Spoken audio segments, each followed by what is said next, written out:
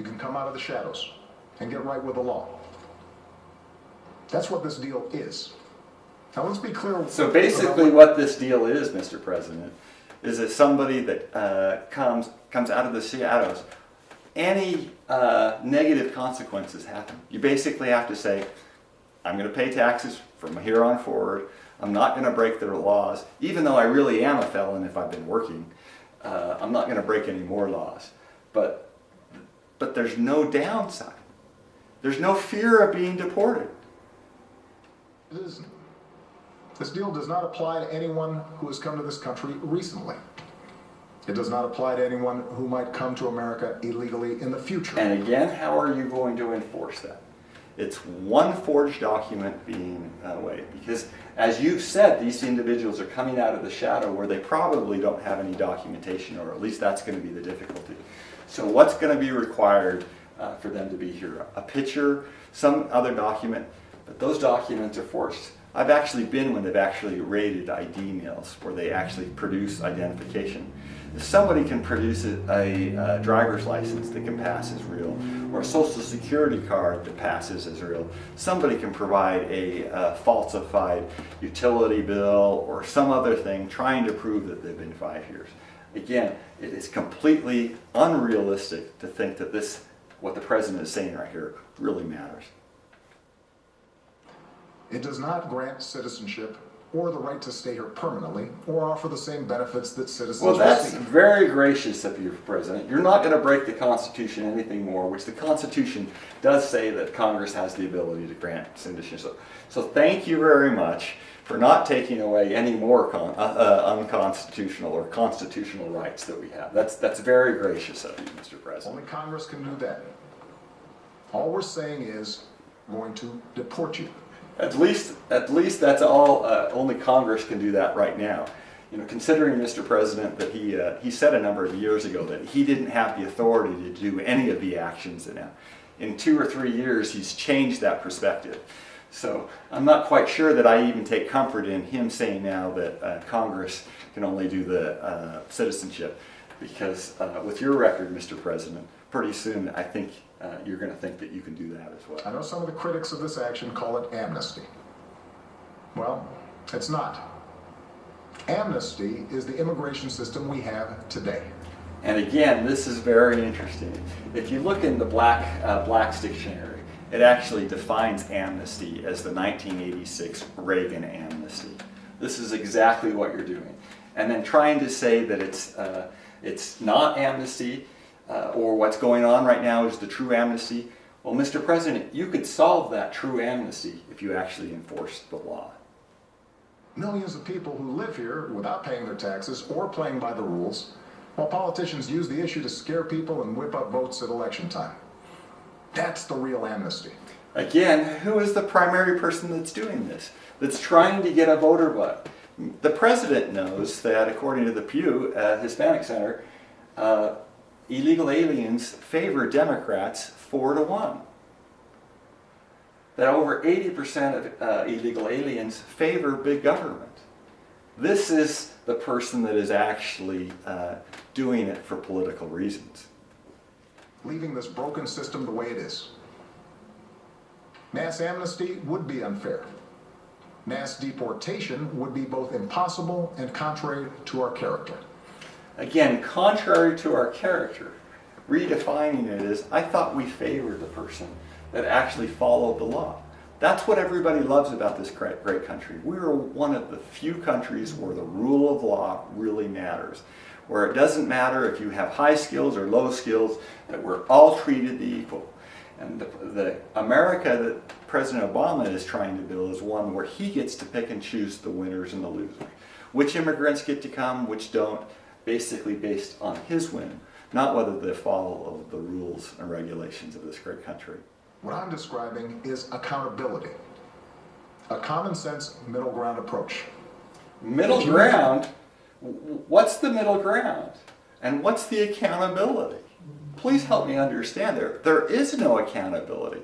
These individuals get to stay. That's the matter. The same individuals that broke our law, came over here, had a child, now are the primary benefactors of this. Criteria. You can come out of the shadows and get right with the law. If you're a criminal, you'll be deported. If you plan to enter the U.S. illegally, your chances of getting caught and sent back just went up.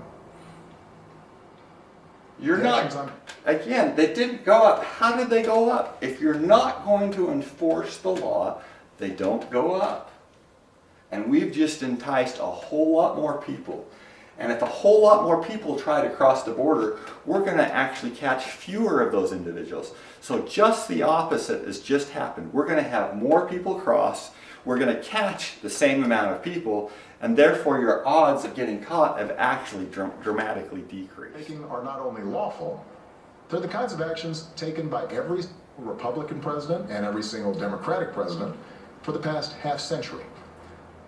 And to those members of Congress who question my authority to make our immigration system work better, or question the wisdom of me acting where Congress has failed, I have one answer. Pass a bill. So basically, because you haven't done your job, is what he's saying, and you have the authority, I'm going to take that job. Again, he actually has brought up a number of things. We have to be honest, just because presidents have been doing this for the last 50 years doesn't make it right. It's been unconstitutional in a lot of cases for the last 50 years.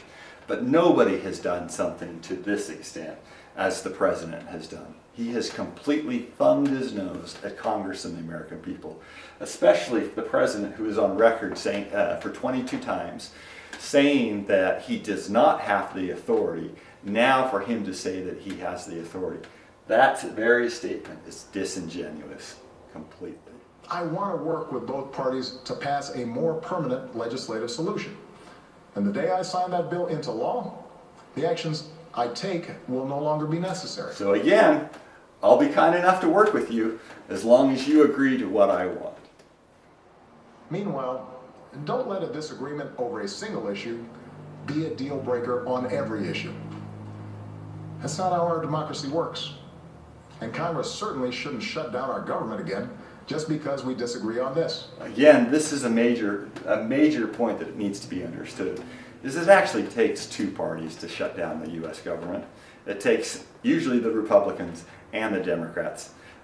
He doesn't bring up the fact that actually the government was shut down 7 times under President Reagan.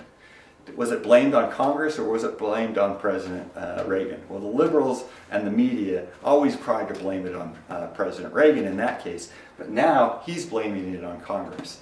He's just as much to blame if the government gets shut down. And the Republicans need to have a spine.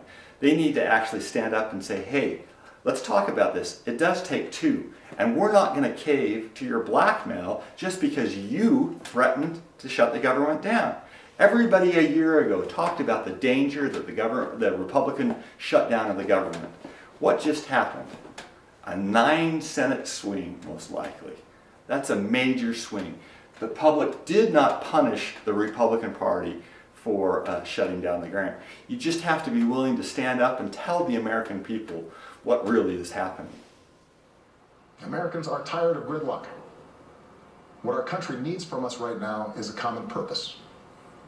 A higher purpose. You know, and the interesting thing actually is, I think the one thing that the majority of the electorate are united is the common purpose is, Mr. President, is stopping your agenda. That's the common purpose that I think this last election is. Most people don't like the direction that you're taking this country. And so if there is a common purpose, it's just the opposite of what you're saying. Most Americans support the types of reforms I've talked about tonight. But I understand the disagreements held by many of you at home. Millions of us, myself included, go back generations in this country with ancestors who put in the painstaking work to become citizens. So we don't like the notion that anyone might get a free pass to American citizenship. I know some worry immigration will change the very fabric of who we are. Again, look at the subtle changes. First, he admits that nobody wants the problem. But Mr. President, your plan, that's exactly what it's doing. But now he's trying to switch it basically to say, America, if you don't believe what I believe, then something's wrong. Then basically he's calling us racist.